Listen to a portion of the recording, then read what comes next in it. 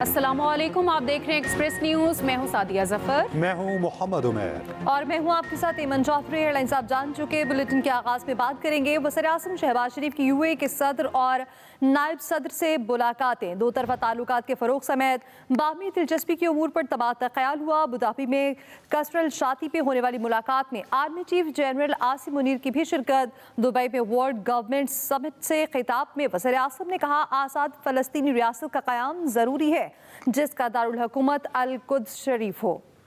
پائیدار منصفانہ امن صرف مسئلہ فلسطین کے حل سے ممکن ہے۔ وزیر اعظم شہباز شریف کا دبئی ورلڈ گورنمنٹ سمٹ سے خطاب۔ وزیر اعظم نے اجلاس سے خطاب کرتے ہوئے کہا اجلاس ایسے وقت میں ہو رہا ہے جب غزہ المناک تنازع کے اثرات سے نکلنے کی کوشش کر رہا ہے۔ It is now our hope that the genocidal operation will be followed by lasting peace. However, Pakistan believes that durable and just peace is only possible through a two-state solution in accordance with the relevant UN resolutions. That is, the creation of an independent state of Palestine with pre-1967 boundaries and Al-Quds as its capital. وزیر اعظم شہباز شریف نے کہا جوہری، ہوا، پانی اور شمسی توانائی کے منصوبوں کو فروغ دے رہے ہیں۔ Despite huge challenges, placing our economy on a firm footing has been a central plank of what we have achieved in Pakistan in the last 1 year. Inflation has dropped to 2.4% in January this year, the lowest in 9 years, with the interest rate capped at 12%. اس سے پہلے وزیر اعظم شہباز شریف کا Abu Dhabi میں متحدہ عرب امارات کے صدر شیخ محمد بن زائد ال نہیان نے استقبال کیا۔ ملاقات میں آرمی چیف عاصم منیر بھی شریک تھے۔ قصر الشاطی میں ملاقات کے دوران پاکستان اور متحدہ عرب امارات کے درمیان تعاون کے مزید فروغ پر تبادلہ خیال ہوا۔ وزیر اعظم شہباز شریف کی متحدہ عرب امارات کے نائب صدر، وزیر اعظم اور دبئی کے فرمانروا شیخ محمد بن راشد ال مکتوم سے ملاقات ہوئی۔ وزیر اعظم سے ڈی پی ورلڈ کے گروپ چیئرمین سلطان احمد بن سلیم اور معروف امریکی کاروباری شخصیت جینٹری بیچ نے بھی دبئی میں ملاقات کی۔ خالد محمود، ایکسپریس نیوز، اسلام آباد۔ دوسری جانب عدلیہ، پارلیمنٹ اور ایگزیکٹو سب کچھ کولیپس کر چکے۔ اسلام آباد ہائی کورٹ کے جسٹس محسن اختر کیانی کے سی ایس ایس نتائج روکنے کے خلاف کیس میں ریمارکس۔ کہا عدلیہ کا ستون ہوا میں ہے مگر ہم پھر بھی مایوس نہیں، پاکستان میں رہنا مستقل لڑائی ہے، نوجوانوں نے ہی اس ملک کے لیے کچھ کرنا ہے۔ اسلام آباد ہائی کورٹ کے جج کے ریمارکس پارلیمنٹ پر حملہ ہیں۔ اسپیکر قومی اسمبلی ایاز صادقہ جسٹس محسن اختر کیانی کے ریمارکس پر سخت رد عمل۔ کہا کسی کو پارلیمنٹ سے متعلق بیان بازی کا حق نہیں، قومی اسمبلی جعلی ہے تو تنخواہیں کیوں لیتے ہیں؟ آنریبل جج اسلام آباد ہائی کورٹ کے انہوں نے پارلیمنٹ کا نام یوز کیا، انہوں نے ایگزیکٹو اور جوڈیشری کا کہ یہ کولیپس کر گئی۔ Nobody has a right to give a statement against the parliament of Pakistan. Please convey to the honorable judge this is not acceptable to the parliament. اگلی بات بھی کرا دوں، 2014 میں بھی یہ ڈرامہ ہوا تھا جو کہتے تھے جعلی پارلیمنٹ ہے، جب 2018 کی پارلیمنٹ آئی تو جعلی نہیں تھی، 2013 کی بھی جعلی تھی اور 2024 کی بھی جعلی ہے۔ یہ اس طرح نہیں چلتا سسٹم۔ کسی ستون کے پاؤں ہوا میں ہیں تو اس کا سبب اس ستون کا اپنا کھوکھلاپن ہو سکتا ہے۔ سینیٹر عرفان صدیقی کا سوشل میڈیا پر پیغام۔ عدلیہ 26ویں ترمیم اور تقرر و تبادلوں سے بہت پہلے 142 ممالک میں 130ویں نمبر پر آ چکی تھی۔ اس اعزاز کا صحرا کسی اور نہیں، خود عدلیہ کے سر پر ہے۔ پارلیمنٹ کا ستون ماضی کی نسبت کہیں زیادہ مضبوطی سے کھڑا ہے۔ 9ویں کثیر القومی مشق امن 2025 شمالی بحر عرب میں انٹرنیشنل فلیٹ ریویو کے انعقاد کے ساتھ اختتام پذیر۔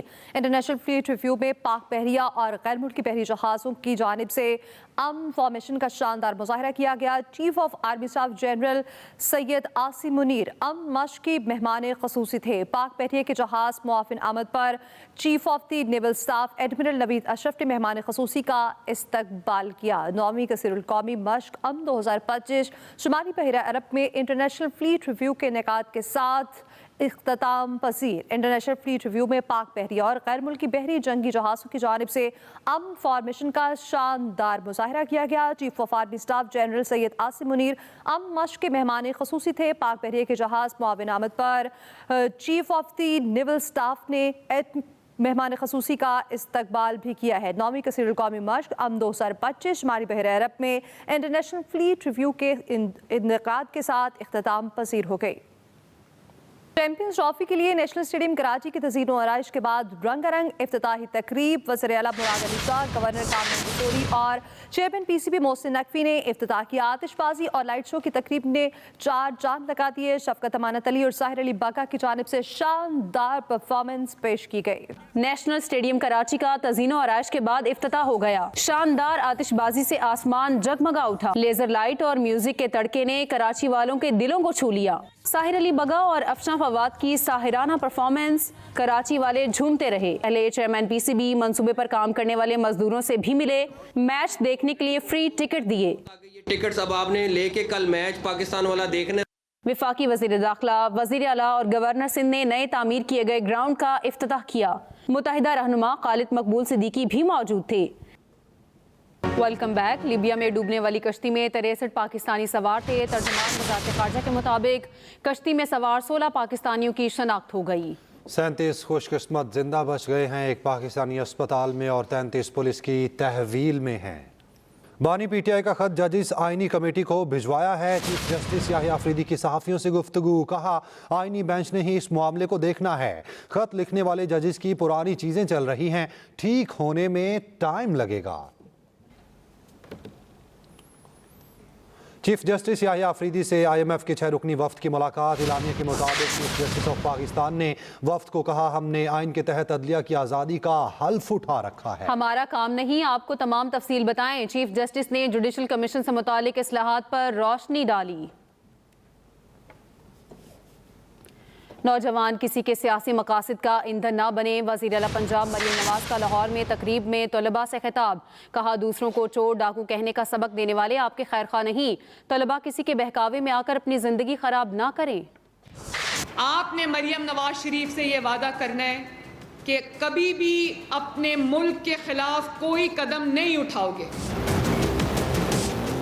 اگر آپ کو کوئی یہ کہے گا کہ کسی کے سیاسی مقاصد کا ایندھن بننے کے لیے باہر نکلو اور میٹرو بس کو آگ لگا دو تو کیا کہو گے؟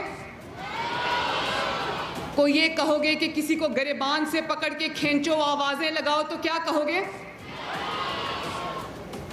اور جو اپنے ملک پہ حملے کرتے ہیں، جو آپ کو یہ تعلیم دیتے ہیں، یہ ترغیب دیتے ہیں کہ آگے بڑھو اور وہ بڑا جا رہا ہے، عمر میں بڑا جا رہا ہے، اس کو آواز لگاؤ، اس کو کہو ہم تمہیں گردن سے پکڑ کے گھسیٹیں گے، اس کو چور ڈاکو کی آواز لگاؤ کیونکہ وہ آپ کا سیاسی مخالف ہے، تو یہ شخص آپ کا دوست کبھی نہیں ہو سکتا۔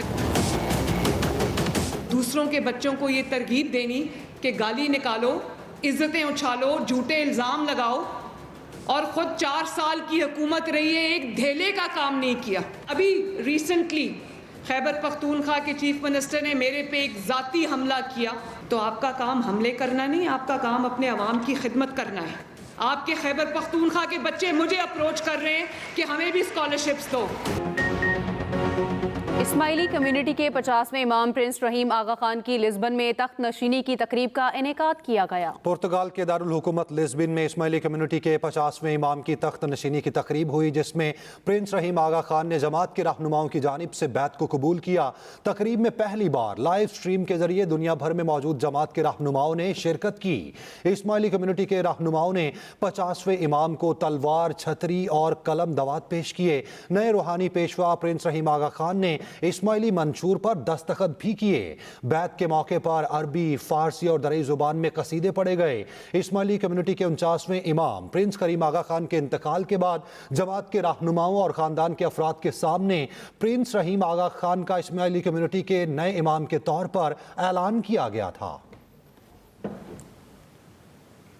सदर मुमलिकत आसिफ अली जरदारी की पुर्तगाल के सदर से सदारती महल पर मुलाकात हुई। पुर्तगाल के सदर ने सदारती महल आमद पर सदर आसिफ अली जरदारी का पुरतपाक इस्तकबाल किया। दोनों रहनुमाओं को दो तरफा ताउन बढ़ाने, सकाफती और अवामी सतह पर ताल्लुकात को फ़रोग़ देने पर तबादला ख्याल हुआ। सदर मुमलिकत की पुर्तगाल के सदर को दौरे पाकिस्तान की दावत। वज़ीर-ए-आला पंजाब मरीम नवाज की ज़ेर सदारत सूबाई काबीना का 23वां इजलास हुआ, जिसमें 90 निकात पर गौर और अहम फैसले किए गए। इजलास में special economic zone, industrial state, small industry state के लिए zero time to start policy के मंजूरी दी गई। जबकि मरीम नवाज ने कहा कि पंजाब में सनतकारों को बिजनेस के लिए हर किस्म की आसानी देना चाहते हैं। जितनी इंडस्ट्री लगा सकते हैं लगाएं, फौरी NOC मिलेगा। इंडस्ट्री लगाने के लिए मुश्किल प्रोसेस को आसान और बिजनेस फ्रेंडली बनाएंगे। इजलास में मास ट्रांजिट सिस्टम में स्पेशल अफराद और सीनियर सिटीजन के लिए मुफ्त सफर की सहूलत की मंजूरी भी दी गई। तुलबा के लिए खसूसी स्टूडेंट ट्रैवल कार्ड मुतारिफ कराने की तजवीज़ पर भी इत्तफाक हुआ। मरीम नवाज ने ट्राम सर्विस शुरू करने के लिए प्लान तलब कर लिया है।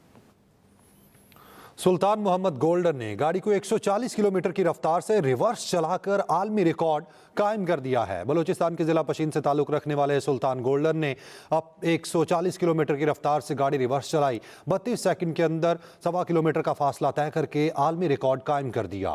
इससे पहले अमरीकी शहरी ने 3 साल पहले 89 किलोमीटर की रफ्तार से गाड़ी रिवर्स चलाकर रिकॉर्ड बनाया था। आलमी रिकॉर्ड तोड़ने वाले सुल्तान मोहम्मद गोल्डन का कहना है उनका नाम Guinness book of world record में शामिल है।